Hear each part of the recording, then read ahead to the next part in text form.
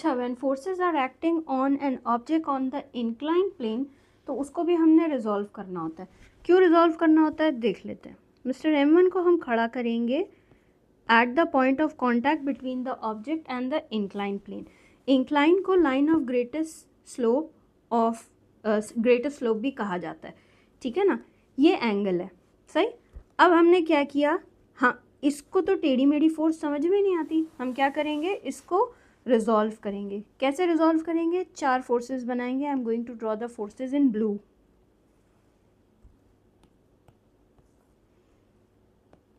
ये है बिल्कुल सीधी 90 डिग्री पैक कर रही हैं फोर्सेस, हॉरिजॉन्टल फोर्सेस भी, ठीक है। अभी मैं हॉरिजॉन्टल की बात नहीं करूँगी, मैं वर्टिकल कंपोनेंट्स की बात करूँगी सिर्फ। जो अपवर्ड रिएक्शन है is the reaction force, normal reaction force. Normal reaction is the force acting against gravity, ठीक है। एक यहाँ से हमने बनाई लाइन, बिल्कुल straight line, which is perpendicular to the floor, जहाँ पे इंक्लाइन प्लेन बना हुआ है। ये क्या होता है, ये फोर्स है वेट, सही, acting in the downward direction. ये फोर्स है weight. Weight is equals to mg, w is equals to mg, मतलब मास इनटू ग्रेविटी। ग्रेविटी कितनी होती है, 10 होती है, ठीक है। m1 में ग्रेविटी हम 10 इस्तेमाल करते हैं। अब ये जो थीटा है is equal to this angle. ये दोनों एंगल सेम होते हैं। क्यों सेम होते हैं बताती हूँ। ये जो एंगल है, ये जो ट्राइंगल है हमारा, इसमें एक एंगल थीटा है और एक एंगल 90 है, ठीक है। तो थीटा प्लस 90 माइनस 180, ये जो भी एंगल आता है, मैं इस थीटा को ना अभी नाम दे देती हूँ ताकि आपके लिए आसानी हो जाए। मतलब मैं इसको एक वैल्यू असाइन कर देती हूँ। Theta is equals to 30 for example, this is 90, then this becomes 60, ठीक है। ये जो है ना एंगल, ये पूरा का पूरा एंगल 90 डिग्री का एंगल है, ठीक है। बिकॉज दिस एंगल इज 90, तो this has to be 30 which is equal to this angle. चले भाई, ये हो गया। अब हमने और क्या बनाना है, we have to make one line parallel to the incline plane. One line parallel to the incline plane इधर बनेगी। This line is parallel to the incline plane.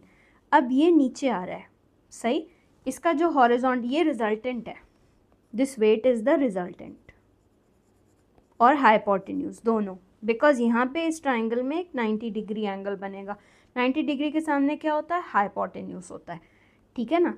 ये है W यानी कि weight, W is equal to mg, और ये resultant है, ठीक है ना। अब रिजल्टेंट की हेड की तरफ दूसरे वेक्टर का हेड जा रहा होगा, तो ये नीचे एक्ट कर रहा है। ये हो गया नॉर्मल रिएक्शन, ये हो गया vertical component, downward vertical component, and this is horizontal component of weight, ठीक है ना।